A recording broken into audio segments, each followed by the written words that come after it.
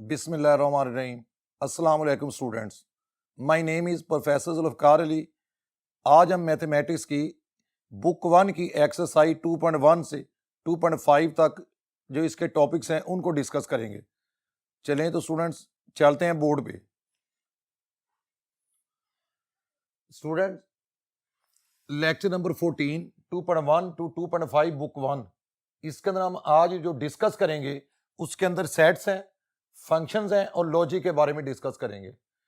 सबसे पहले सेट क्या होता है, सेट की डेफिनेशन देखें। सेट के अंदर दो चीजें होती हैं, एक वेल डिफाइंड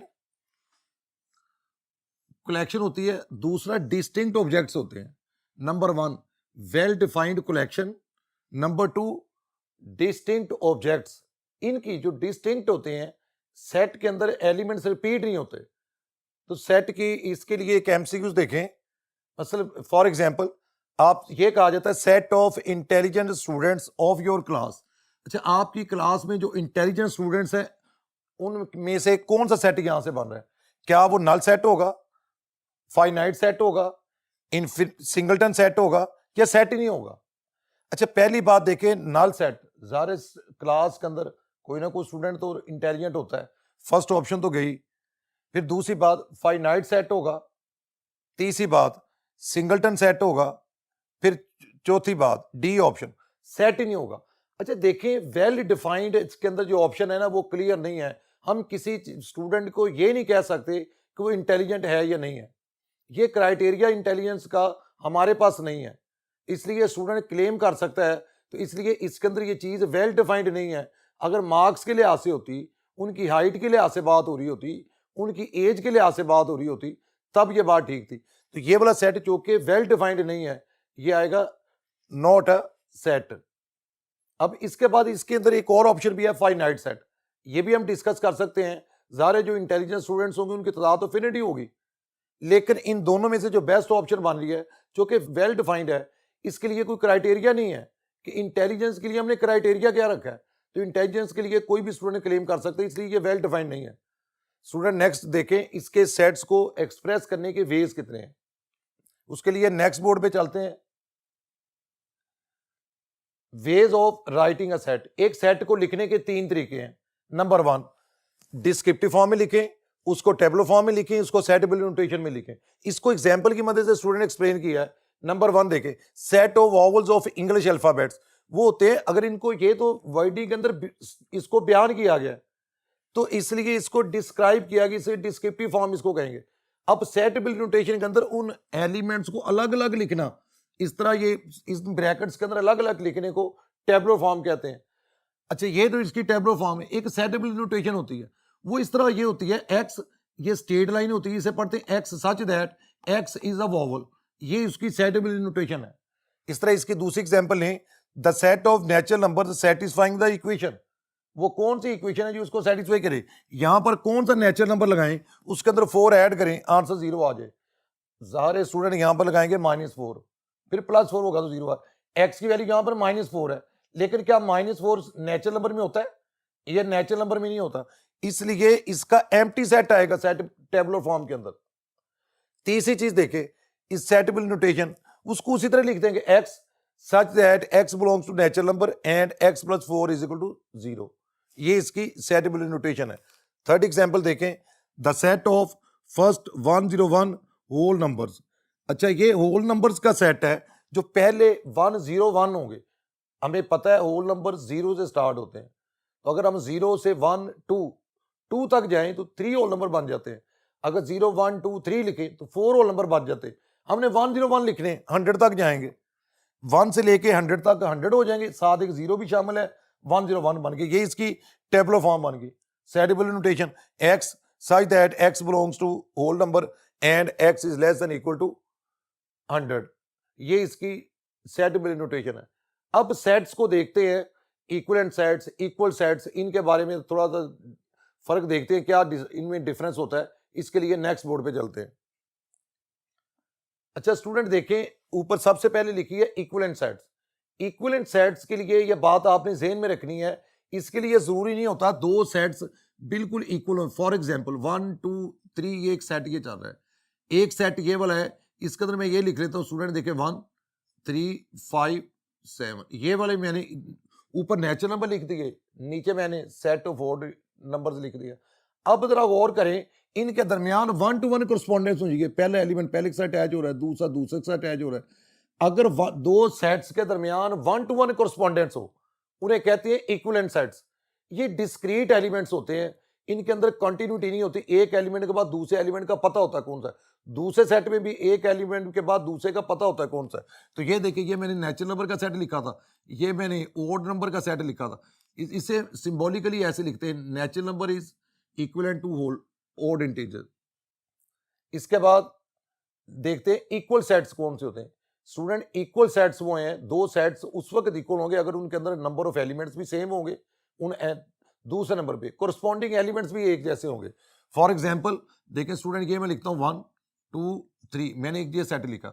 दूसरा सेट में लिखता हूँ, देखिए स्टूडेंट 5/5, 10/5, 15/5। अच्छा, ये दो सेट्स लिखे, एक सेट ए है, एक सेट मैंने बी लिख दिया।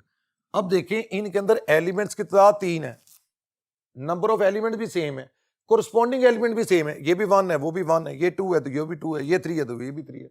अच्छा, एक और चीज स्टूडेंट देखें, सेट्स के अंदर अगर ऐसे लिखा हुआ है 1 2 3, या सेट को लिखा जाए 1 3 2, सेट के अंदर अरेंजमेंट मैटर नहीं करती, ये भी इक्विवेलेंट सेट्स, ये इक्वल सेट्स है।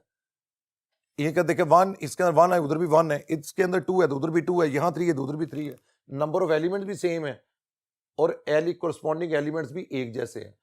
हाँ, दो इक्वल सेट्स लाजमी तौर पे इक्विवेलेंट होते हैं, लेकिन जो इक्विवेलेंट हो उनके लिए जरूरी नहीं है वो इक्वल सेट्स भी हों। इसके बाद तीसरी चीज नंबर पे देखें, finite set.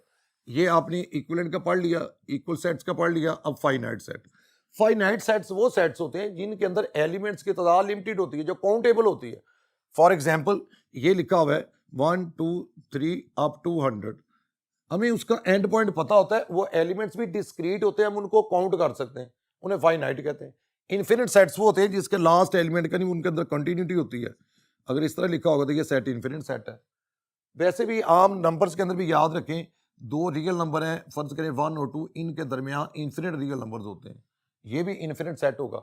The set of real numbers between 1 and 2, तो ये भी, ये जो सेट्स हैं इनके दौरान चूंकि हम इनको काउंट नहीं कर सकते, इसके अंदर भी जो एलिमेंट्स की तादाद होगी वो इन्फिनिट होगी। अब स्टूडेंट एमसीक्यूज देखते हैं, इसके लिए नेक्स्ट बोर्ड पे चलें। अच्छा, ये देखिए student MCQ, which of the following sets are equivalent, ये ऑप्शन दी हुई है ए। पहले इनको देखें, ए बी ये सेट है, ये और ये सेट है, इनके अंदर ये एक सेट ये लिखा हुआ है, एक इस तरह ये दो सेट्स लिखे हुए हैं। पहली बात ये देखिए, हम यहाँ से स्टार्ट करते हैं डी से, ये इन्फिनिट सेट है, वो एक फिनिट सेट है, फाइनाइट है। ये सेट्स इक्विवेलेंट नहीं हो सकती, ऑप्शन डी निकल गई। इसके बाद देखिए यहाँ पर एक सिंगलटन सेट है, ये एक एलिमेंट है, यहाँ तो कोई एलिमेंट नहीं है, एम्प्टी सेट है, ये भी इनकी तो तादाद सेम नहीं है, ये भी ऑप्शन निकल गई। अच्छा, ये देखिए स्टूडेंट, ये 1 2 3 और ये 3 2 1, ये दोनों इक्वल सेट्स हैं। अगर आप ऑप्शन ए में देखें, ये 1 2 3, ये 1 3 5 7 9, ये दोनों ए और बी, इनके अंदर कोरस्पॉन्डिंग एलिमेंट्स के दरमियान 1 to 1 कोरस्पॉन्डेंस है। ऑप्शन बी भी इक्विवेलेंट सेट कह सकते हैं, चूंकि ये साथ इक्वल भी है। बेस्ट ऑप्शन जो है वो सेट ए है, तो इसके अंदर इक्विवेलेंट सेट की ऑप्शन इसके अंदर आएगी ए। तो स्टूडेंट ये देखे, बी भी इक्विवेलेंट सेट है, लेकिन ये इक्वल भी है। अगर इक्विवेलेंट की बात की जाएगी तो वो ए सेट है, जो ज्यादा बेस्ट ऑप्शन है। रिमेनिंग सेट्स को डिस्कस करने के लिए पहले बोर्ड पे फिर वापस चलते हैं।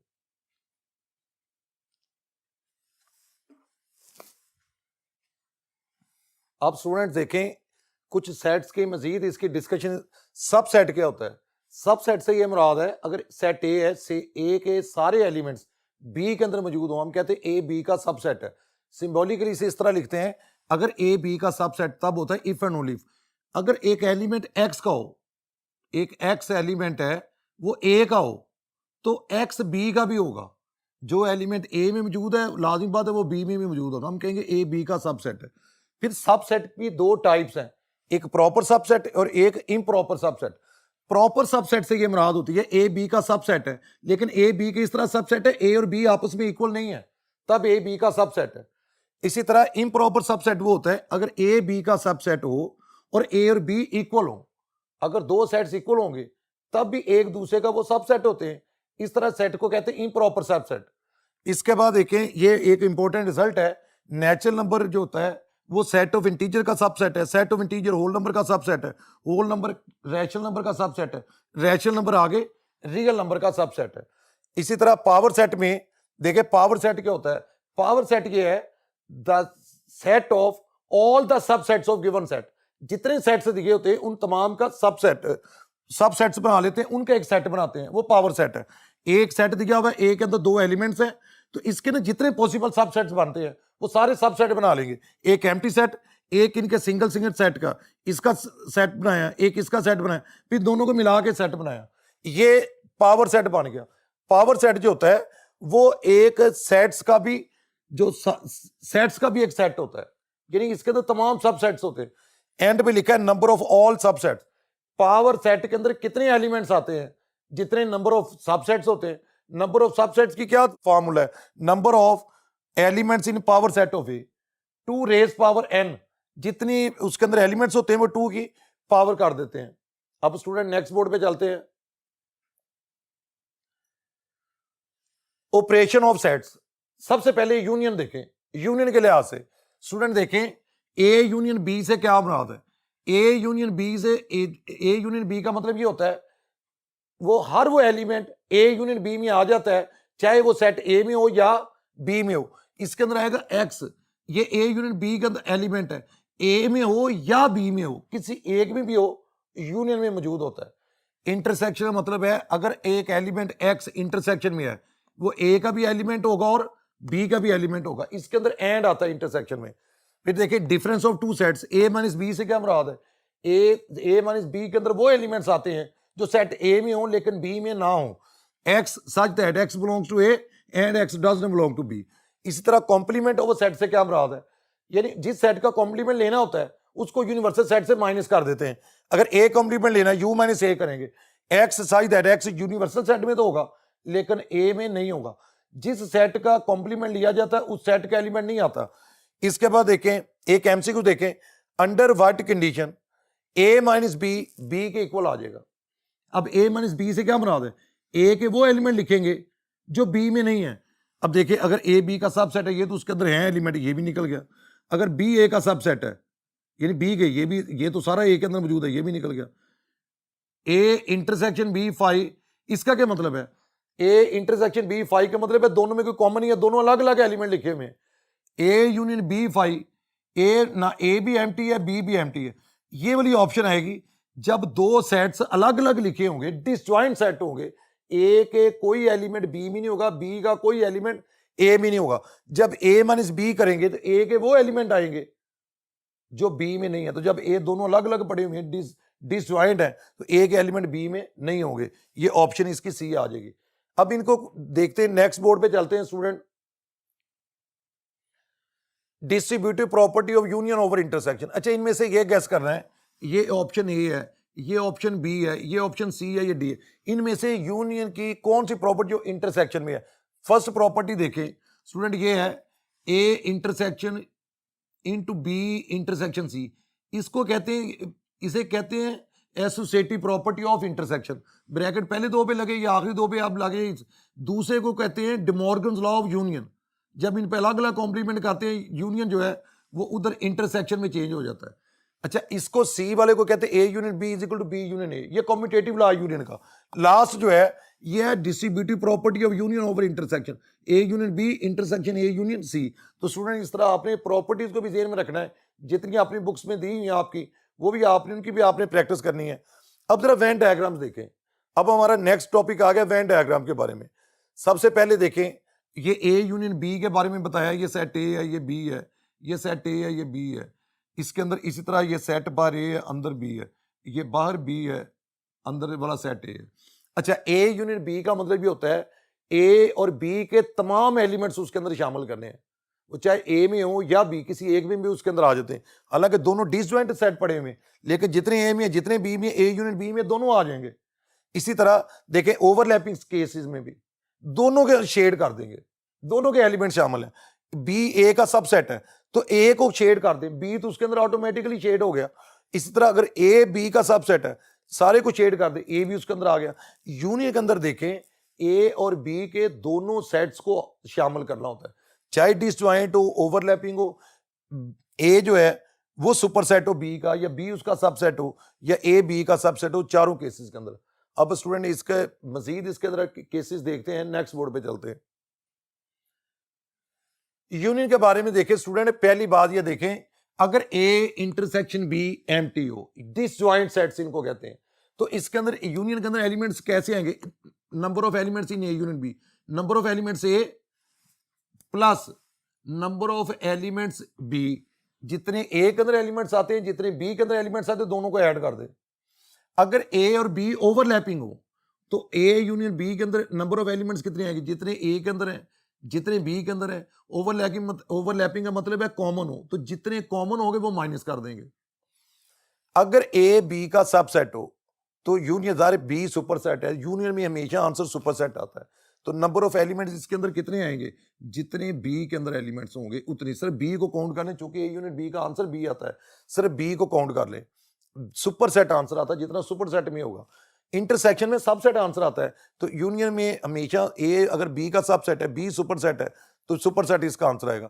अब देखिए अगर बी ए का सबसेट हो, यानी बी जो है वो ए का अगर सबसेट हो, तो बी क्या देखें, अब इनका यूनियन लेंगे तो सुपरसेट ए है, तो ए यूनियन बी यहां पर क्या आएगा? ए आ जाएगा।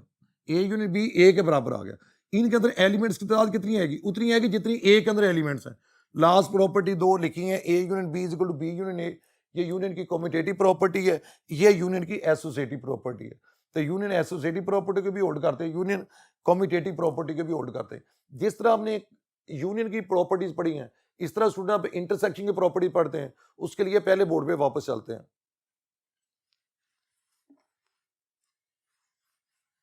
स्टूडेंट्स देखें, जैसे यूनियन आपने पढ़ा, आप जरा इवेंट डायग्राम्स को इंटरसेक्शन में समझें। पहले केस के अंदर देखें, दो सेट्स अगर डिसजॉइंट हैं तो स्टूडेंट इनका इंटरसेक्शन कोई एम्प्टी सेट है, दोनों में कोई चीज कॉमन नहीं है। दूसरा केस देखिए, अगर ओवरलैपिंग है, उसमें वो वाला हिस्सा देखिए कॉमन, इनका ये वाला हिस्सा कॉमन है, जितना हिस्सा एक दूसरे पर ओवरलैपिंग है। अच्छा, अगर सेट ए बी का सबसेट हो, सिर्फ सेट ए को शेड करेंगे, दोनों का कॉमन हिस्सा शेड करना है, तो सिर्फ ए को शेड कर लें, वो हिस्सा बी का भी कवर हो गया उतना। इसी तरह अगर बी ए का सबसेट है तो सिर्फ सबसेट को शेड करेंगे। तो स्टूडेंट ये थी वेन डायग्राम के मुताबिक इंटरसेक्शन का। अब इनके जरा कुछ केसेस देखें। Number 1, if A and A intersection B is empty, इसका मतलब ये होता है ए और बी का इंटरसेक्शन एम्प्टी है, यानी इनके दरमियान कोई एलिमेंट कॉमन नहीं है। तो इनके अंदर नंबर ऑफ एलिमेंट्स कितने आएंगे इंटरसेक्शन में? कोई एलिमेंट नहीं आएगा, उनकी तादाद 0 होगी। दूसरा देखें, अगर केस ये ओवरलैपिंग के लिए, if A intersection B is non empty, इनके दरमियान कुछ ना कुछ एलिमेंट्स होंगे। अगर नॉन एम्प्टी होगा तो इंटरसेक्शन देखें इसका कितने, इसके अंदर कितने एलिमेंट्स आएंगे इंटरसेक्शन में? ए जितने ए के अंदर एलिमेंट्स हैं प्लस जितने बी के अंदर एलिमेंट्स हैं माइनस ए यूनियन बी के अंदर जितने एलिमेंट्स हैं वो आ जाएंगे।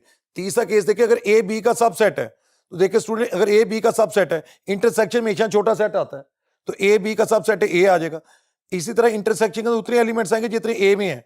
अगर बी ए का सबसेट है तो इनके इंटरसेक्शन में बी आ जाएगा, और इंटरसेक्शन में उतने एलिमेंट्स आएंगे जितने बी में है। अब स्टूडेंट इसी तरह डिफरेंस ऑफ सेट्स के लिए नेक्स्ट बोर्ड पे चलते हैं। देखिए दो सेट्स के दरमियान डिफरेंस, अगर ए और बी डिसजॉइंट सेट्स हैं, ए माइनस बी का मतलब है ए का वो हिस्सा शेड करना जिसमें बी ना आए, सारे ए को शेड कर दे, इसके अंदर बी नहीं आ रहा। दूसरा केस देखो ओवरलैपिंग में, ए का वो हिस्सा शेड करेंगे ए माइनस बी में जिसमें बी ना आए, ए का पहले वाला हिस्सा शेड कर दे जिसके अंदर बी वाला सर्कल नहीं आया, जहां से बी का सर्कल स्टार्ट होता है वहां तक हमने शेड नहीं करना, तो ए का वो हिस्सा शेड किया जिसमें बी नहीं आया। अच्छा, ए माइनस बी, ए का वो हिस्सा शेड करें जिसमें बी ना आए, ए सारे का सारा बी में मौजूद है, ए का कोई भी हिस्सा शेड करेंगे ऑटोमेटिकली उसके अंदर बी तो आ जाएगा, ए तो सारा बी में मौजूद है, ये एम्प्टी आ जाएगा। अब आपने ये केस याद रखना है, if A is subset of B then A minus B is equal to empty set, यानी इसका ये रिजल्ट ये बनेगा, ए अगर if A is subset of B, तो यहां से ये निकला ए माइनस बी क्या आएगा, वो एम्प्टी सेट आ जाएगा। अच्छा, अगर ए के अंदर बी मौजूद हो, यानी बी ए का सबसेट हो, तो सिर्फ ए का वो हिस्सा शेड करेंगे जिसमें बी ना आए, तो ये वाला हिस्सा शेड कर दें, बी के अलावा हिस्सा शेड कर दें, वो आ गया। अब एक एमसीक्यूज देखें स्टूडेंट, ये सेट ए है, ये बी है, रिप्रेजेंट्स, इनमें से किसको रिप्रेजेंट कर रहा है? देखिए वेन डायग्राम से नजर ही आ रहा है कि बी का वो हिस्सा शेड किया गया जिसमें ए नहीं आया, यानी ये कौन सा सेट है, बी माइनस ए, बी का वो हिस्सा छेड़ गया जिसमें ए नहीं आया, तो ये बी माइनस ए इसकी ऑप्शन इसकी आ जाएगी, डेल्टा इसकी ऑप्शन है। अब स्टूडेंट इस मजीद एमसीक्यूज के लिए नेक्स्ट बोर्ड पे चलते हैं। अब जरा देखें कि एमसीक्यू स्टूडेंट लिखा है A minus B whole complement intersection B, A minus B whole complement. अच्छा देखें, अगर आप इसको इस वेन डायग्राम से देखें, ये एक सेट है जिसके अंदर कह रहे एक सेट इसके अंदर ए है, ये सेट इसके अंदर बी है, ए इंटरसेक्शन बी, ये ए ओवरलैपिंग बी है इसके ऊपर। अच्छा ए माइनस बी पहले करें, ए माइनस बी करेंगे तो ए माइनस बी में तो ये हिस्सा आ जाएगा ए का, जब इसका कॉम्प्लीमेंट लेंगे ए माइनस बी का, इतने हिस्से के अलावा बाकी इस यूनिवर्सल सेट का पूरा हिस्सा आ जाएगा, सारा टोटल सारा हिस्सा, उसका बी के साथ इंटरसेक्शन लेंगे तो बी तो इस रिमेनिंग सारे का सबसेट है, तो इसका आंसर क्या आ जाएगा, बी इसका आंसर इसका आ जाएगा। अब स्टूडेंट नेक्स्ट एमसीक्यूज में देखें, a valid expression for the shaded region in the Venn diagram. ये तीन सेट्स लिखे हुए हैं, ये सेट ए है, ये वाला सेट बी है, ये वाला सेट सी है। अच्छा अगर आप पहले वाले को देखें, अभी सी को इग्नोर करें, इसको ये लग रहा है ये बी माइनस ए है, बी का वो हिस्सा शेड गया जिसमें ए नहीं आया। अगर इन दो राइट वाले सर्कल्स को देखें तो ये बन रहा है बी माइनस सी, बी का वो हिस्सा शेड गया जिसमें सी नहीं आया, यानी ये ए बी माइनस ए और ये है बी माइनस सी, इन दोनों के दरमियान ये इंटरसेक्शन ए, यही दोबारा आ जाएगा। तो ये इसके अंदर यहीं से पता चल रहा था कि ये पहले वाला हिस्सा, ये इसको पहले दो सर्कल को देखें तो बी माइनस ए है, आखिरी दो सर्कल को देखें तो बी माइनस सी है, दोनों का ये इंटरसेक्शन इसका आ गया। अच्छा स्टूडेंट, अब इसके तरह के वर्ड प्रॉब्लम जो आते हैं उसके लिए नेक्स्ट बोर्ड पे चलते हैं।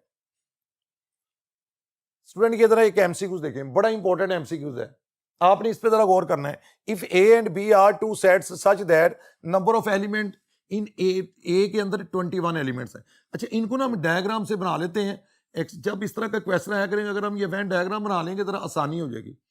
ये सेट ए है, ये सेट बी है, ए के अंदर 21 एलिमेंट्स है, बी के अंदर 32 एलिमेंट्स है, इंटरसेक्शन में 11 एलिमेंट्स है। सबसे पहले स्टूडेंट आपने इंटरसेक्शन लिखना है, इसके लिए सबसे पहले आपने इंटरसेक्शन लिखना है। अब ए के अंदर कितने एलिमेंट्स है, ए में 21, यहां 21 कंप्लीट करने पूरे सर्कल में, 11 तो इस सर्कल में पहले मौजूद है, 10 और लगा दें, ये 21 हो गए। बी के अंदर कितने एलिमेंट्स हैं, 32, इस सर्कल के अंदर 32 कंप्लीट करने हैं, 11 तो पहले हैं, अगर आप 21 और लगा देंगे तो ये देखिए 11 प्लस 21 ये कितने हो जाएंगे, 32 हो जाएगा। अच्छा स्टूडेंट 32 एलिमेंट्स हैं। अब उसने पूछा क्या है, ए यूनियन बी के अंदर एलिमेंट्स कितने। अच्छा इसका तरीकेकार ये होता है, अगर यहाँ पर एक्स एलिमेंट, यहाँ पे वाई एलिमेंट, सर्कल के अंदर जेड एलिमेंट हो तो याद रखें ए यूनियन बी जो होता है ना वो इसके बराबर आता है एक्स प्लस वाई प्लस जी, तीनों के, यानी ये आ जाएगा 10 प्लस 11 प्लस 21, तीनों का आप ऐड कर लें। देखिए ये अगर इन दोनों को ऐड करें 32, इनको ऐड करेंगे साथ 42, इसका आंसर इसका आ गया यूनियन के अंदर। अच्छा जब इस तरह अलग अलग करने से फायदा सेपरेट करने से क्या होता है, अगर वो ये पूछे कि खाली बताएं ए इंटरसेक्शन बी के अंदर कितने हैं, 11, वो कितने एलिमेंट्स है जो ए के अंदर है लेकिन बी के अंदर नहीं है, वो 10 है, ओनली ए, सिर्फ ए के अंदर है। वो कितने हैं जो सिर्फ बी के अंदर, ओनली बी, वो 21 है। लेकिन वैसे बी के अंदर देखें 32 है, लेकिन अगर ओनली बी आ जाए 21, ओनली ए आ जाए 10। अच्छा ये वाला क्वेश्चन में मैंने वेन डायग्राम्स इसमें आया, यहां से जरा इजी था, लेकिन यही क्वेश्चन ये वाला अगर आप इस फार्मूले से करना चाहें तो ऐसे भी हो सकता है, ये वाले इससे भी निकल आता है, ये वाला क्वेश्चन इस फार्मूले से भी सॉल्व हो जाता है। ये देखिए स्टूडेंट, आपने इसके अंदर वैल्यूज पुट कर दें, ए के अंदर कितने एलिमेंट्स है बताया भाई 21, बी के अंदर कितने एलिमेंट्स है 32, कॉमन कितने हैं 11। देखिए इन दोनों का डिफरेंस लें, कितना आ गया 21, ये भी आंसर वैसे भी 42 आया। तो आप इस फार्मूले से भी ये क्वेश्चन कर सकते हैं, ये जो मैंने ऊपर फार्मूला मेंशन किया है, आप वेन डायग्राम से भी आप इसको सॉल्व कर सकते हैं। इन्हीं क्वेश्चंस की मजीद टाइप्स करनी है अभी, तो उसके लिए हम दोबारा वापस पहले बोर्ड पे चलते हैं।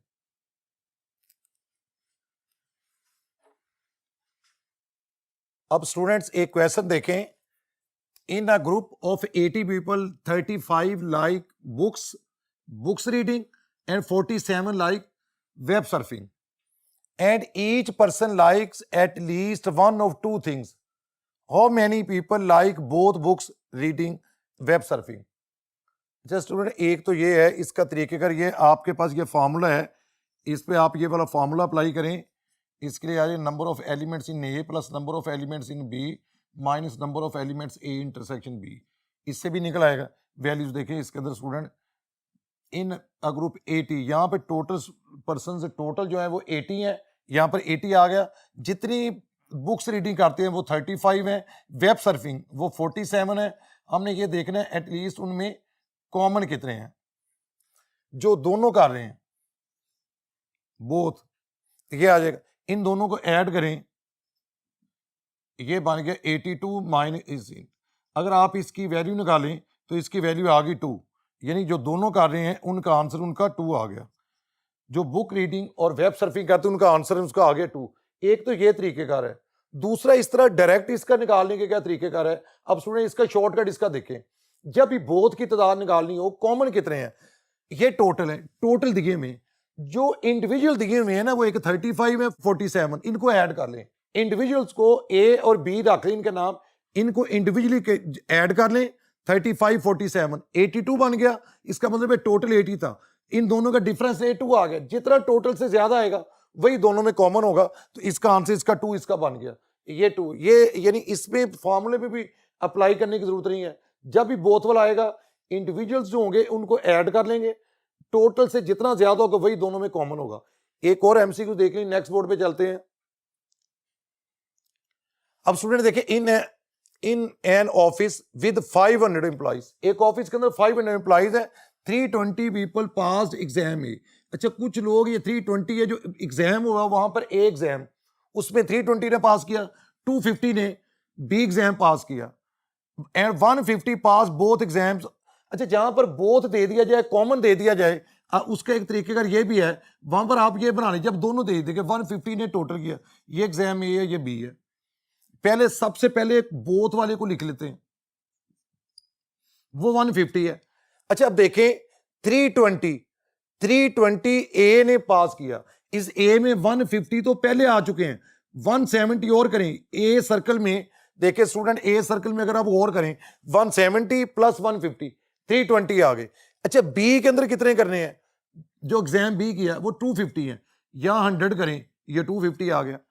अब आप जरा देखें, टोटल जितने लोगों ने एग्जाम पास किया, जिन्होंने सिर्फ एग्जाम ए पास किया वो 170 है, जिन्होंने सिर्फ एग्जाम बी पास किया वो 100 है, जिन्होंने दोनों एग्जाम पास कर लिए उनकी तादाद 150 है। अगर इन तीनों को ऐड करें, 170 150 और ये 100, ये स्टूडेंट देखें 7 5 12 देखें 1, ये 420 वो स्टूडेंट्स आ गए जिन्होंने कोई ना कोई एग्जाम पास किया, ए पास किया, बी पास किया, या दोनों पास किया, एटलीस्ट एक एग्जाम लाजमी पास किया। क्वेश्चन उसने क्या पूछा है, how many do not pass the exam. अच्छा देखें, जिन्होंने कोई एग्जाम पास नहीं किया टोटल थे 500, 420 ने तो पास कर लिया, इसका मतलब है रिमेनिंग कितने रह गए, 420, 500 में से 420 निकाल दे, बाकी रह गए 80। अच्छा, एक इसका तरीके का ये है, जहां पे ये कह दे कितने लोगों ने ये काम नहीं किया, कितने इसके अंदर शामिल नहीं है, आपने ये समझ लेना है। फिर स्टूडेंट इसका एक तरीके का और भी है, आपने ये समझ लेना है कि उन्होंने ये पूछ लिया है ए यूनियन बी का टोटल कॉम्प्लीमेंट इसका क्या है। पहले फॉर्मूले से ए यूनियन बी निकाल लें, ए यूनियन बी को टोटल से, ये यूनिवर्सल है, जो टोटल तादाद होती है ये यूनिवर्सल सेट होता है। जब आप ऐसे ए यूनियन बी का फॉर्मूला लगाएंगे, जो आपने पिछले क्वेश्चन के अंदर भी लगाया, ए सेट के अंदर कितने हैं, बी के अंदर कितने हैं और इनके इंटरसेक्शन में कितने हैं, ये वाला लगा लें। ए के अंदर कितने थे, वो थे 320, बी के अंदर कितने थे, वो थे 250, जो दोनों पाइए आ गए, ये स्टूडेंट आ गई, इसकी वैल्यू आ गई 420।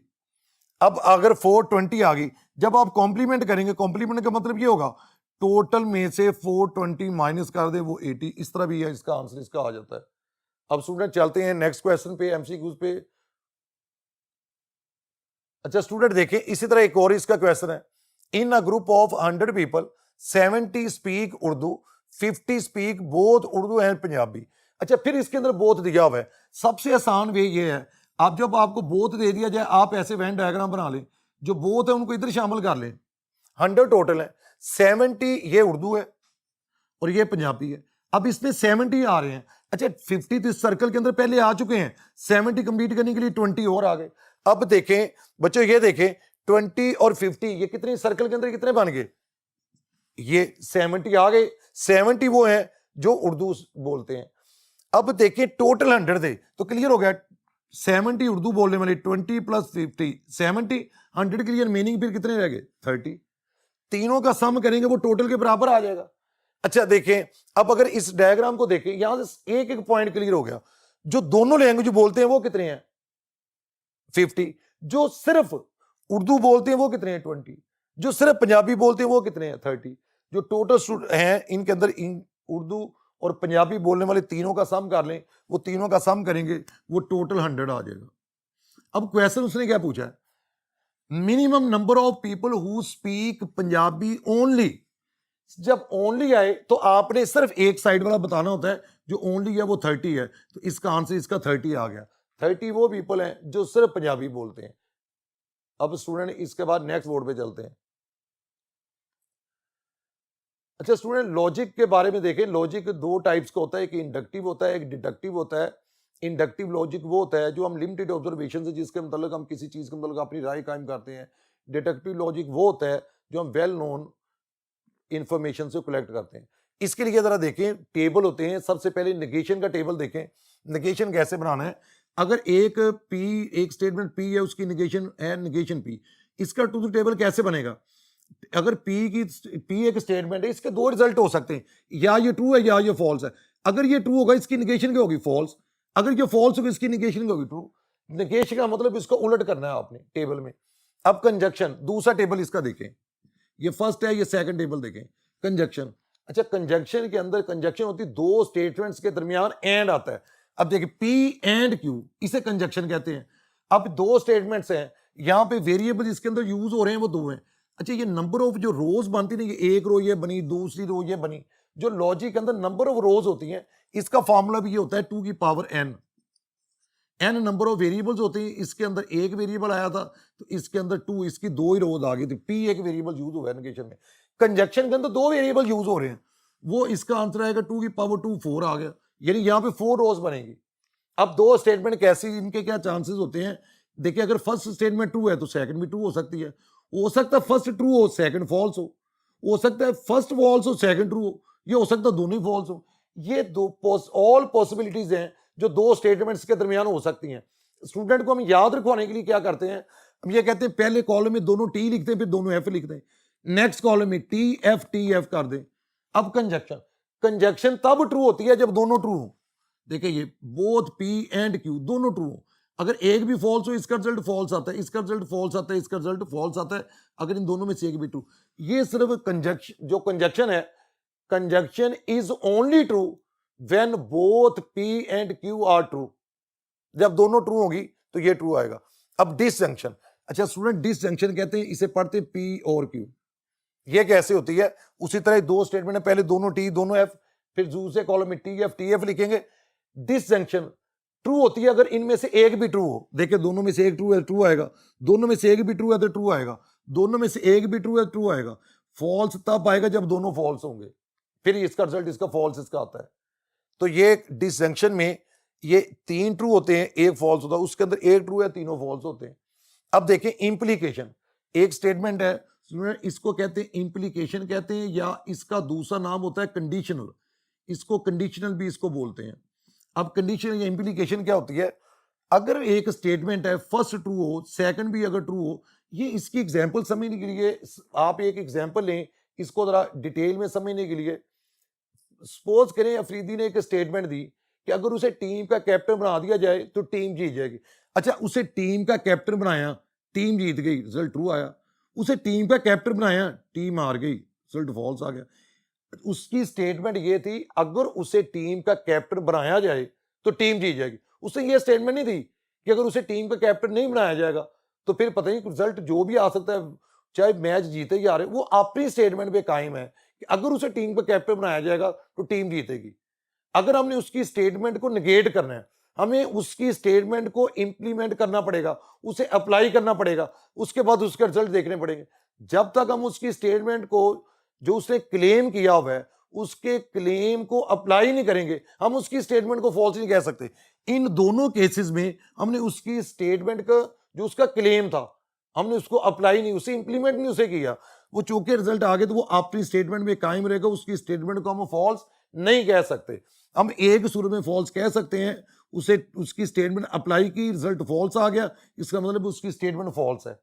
तो उस किसी इस तरह इंप्लीकेशन के अंदर, कंडीशन के अंदर किसी स्टेटमेंट को अगर फॉल्स करना है, पहले उसे अप्लाई करें, उसके बाद उसका रिजल्ट देखें ट्रू आता है या फॉल्स आता है। अच्छा, इसके बाद ना ये एक और चीज देखें, पी और क्यू, ये पी इंप्लाइज क्यू, इसे पढ़ते हैं पी इंप्लाइज क्यू। इसके अंदर पी को क्या कहते हैं? पी को कहते हैं, जो पी होता है इसको कहते हैं एंटीसीडेंट, क्यू को कहते हैं कॉन्सिक्वेंट। ये एंटीसीडेंट होता है, इसे एंटीसीडेंट कहते हैं, या इसे हाइपोथेसिस भी इसको कहते हैं, इसे कहते हैं कॉन्सिक्वेंट, या इसको कंक्लूजन भी इसको कहते हैं। इंप्लीकेशन या condition is only false when antecedent is true and consequent is false.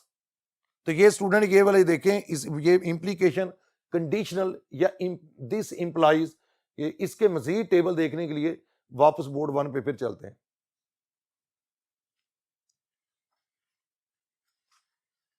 अब स्टूडेंट देखें बाई कंडीशनल, इसका टेबल बनाते हैं। पहले बाई कंडीशनल की डेफिनेशन देखें।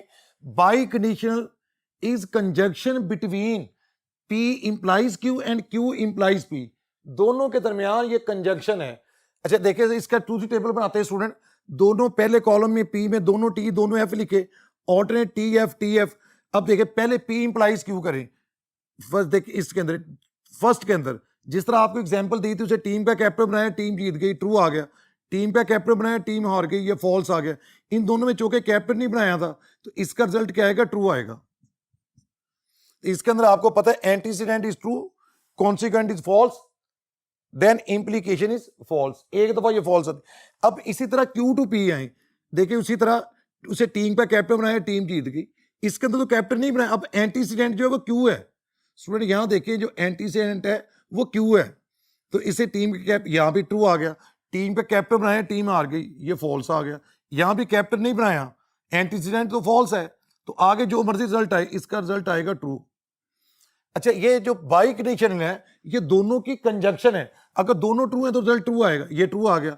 एक भी फॉल्स है तो फॉल्स आएगा, एक भी फॉल्स है ये फॉल्स आएगा, ये भी ट्रू आ गया। अब स्टूडेंट देखें, ये एक यहां पर ट्रू आया, ये बाई कंडीशनल कब ट्रू हुई? अगर बाई कंडीशन तब ट्रू है अगर या तो पी और क्यू ट्रू है या दोनों फॉल्स हैं।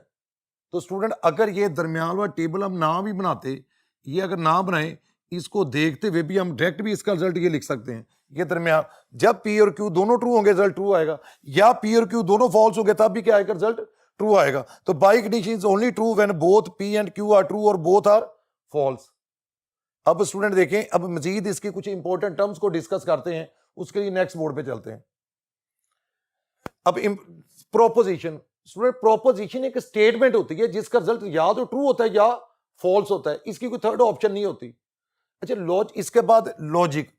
लॉजिक की दो टाइप्स हैं, अरिस्टोटेलियन लॉजिक और non Aristotelian logic. Aristotelian logic वो होता है जिस तरह प्रोपोजिशन डिफाइन की ना, जिसके दो रिजल्ट आते हैं, जिसकी दो ही ऑप्शन होती हैं, या ट्रू या फॉल्स, कोई थर्ड ऑप्शन नहीं होती।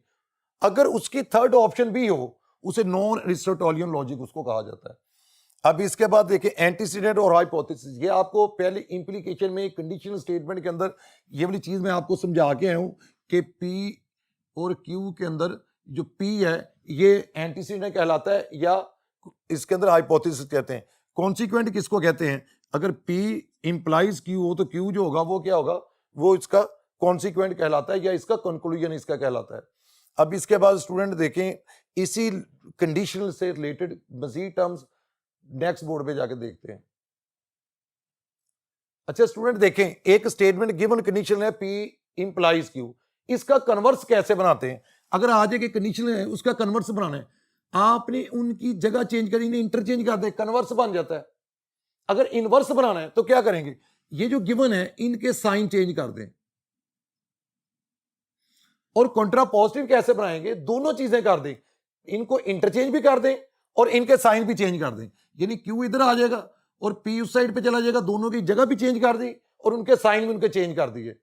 अब एक चीज देखें स्टूडेंट, ये इंपॉर्टेंट पॉइंट है, converse and inverse are equivalent to each other. किसी स्टेटमेंट का कन्वर्स और इनवर्स होते हैं, ये एक दूसरे के इक्विवेलेंट होते हैं। अच्छा, इसी तरह ये इंपॉर्टेंट ये है, conditional and its contrapositive are equivalent. जो ये वाला होता है कंडीशनल P इंप्लाइज Q, ये इक्विवेलेंट होगा, किसकी इक्विवेलेंट होगा? जो इसका कंट्रापोजिटिव है, इसके जो रिजल्ट्स इसके आएंगे वही इसके आएंगे।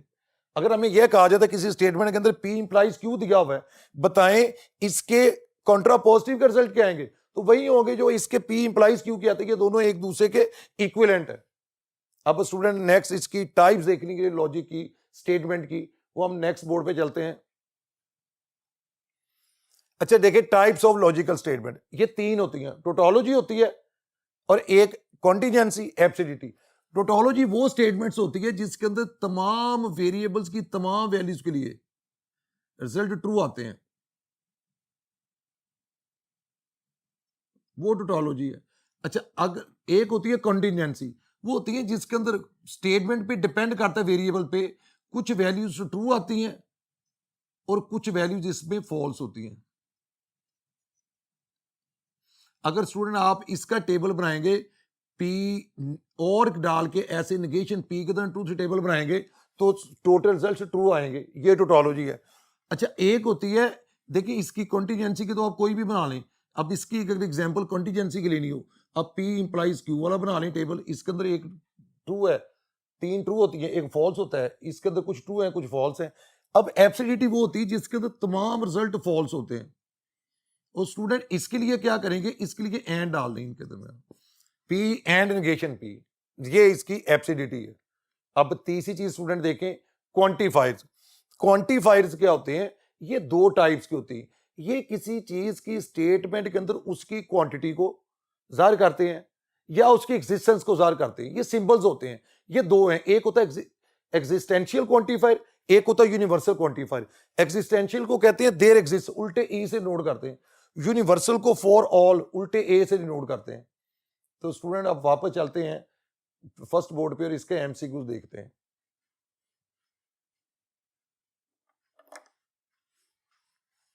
अच्छा स्टूडेंट देखें, हम लास्ट इसका लॉजिक का टॉपिक के सेट्स और लॉजिक के दरमियान भी कोई टर्म्स में रिलेशन होता है।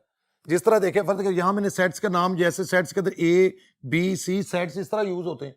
लॉजिकल वेरिएबल्स होते हैं पी क्यू आर, ए की जगह पर पी आता है, ए बी को क्यू रिप्लेस करता है, सी को आर, या सेट्स के अंदर यूनियन है और लॉजिक में वो और है। सेट्स के अंदर इंटरसेक्शन है, यहां पर एंड आता है लॉजिक में। अच्छा, ए कॉम्प्लीमेंट, इसका कॉम्प्लीमेंट का मतलब नेगेशन, और ए की जगह पर पी आ गया। अगर बी कॉम्प्लीमेंट है, नेगेशन क्यू आ गया। अब स्टूडेंट एक इसका एमसीक्यू देखते हैं, इसके लिए नेक्स्ट बोर्ड पे चलते हैं। एक स्टेटमेंट लिखी है, लॉजिकल फॉर्म इसकी फाइंड करनी है। A union B whole complement intersection B is, इसकी लॉजिकल फॉर्म कौन सी है? अच्छा, इसकी लॉजिकल फॉर्म इधर से, अब देखिए स्टूडेंट मैं यहीं पे बनाता हूं, ए की जगह पी लिखें, यूनियन आ गया, उसकी जगह और आ गया, बी को लॉजिकल में क्यू से रिप्लेस करते हैं। A union B whole complement था, यहां होल नेगेशन आ जाएगी। आगे इंटरसेक्शन है, इंटरसेक्शन जगह एंड आ गया, बी को क्या रिप्लेस करता है? क्यू। ये स्टूडेंट इसकी लॉजिकल फॉर्म बन गई नेगेशन ऑफ पी और क्यू एंड क्यू। तो ये देखें स्टूडेंट, ये वाली ऑप्शन किसके अंदर मौजूद है? ऑप्शन सी के अंदर। तो इसका आंसर आ गया ऑप्शन सी। अच्छा स्टूडेंट, ये जितना ये टॉपिक किया है, अब हम नेक्स्ट लेक्चर के अंदर इन्हीं टॉपिक्स के क्वेश्चन को डिस्कस करेंगे, टेस्ट को डिस्कस करेंगे। तब तक के लिए अल्लाह हाफिज। ओके जी।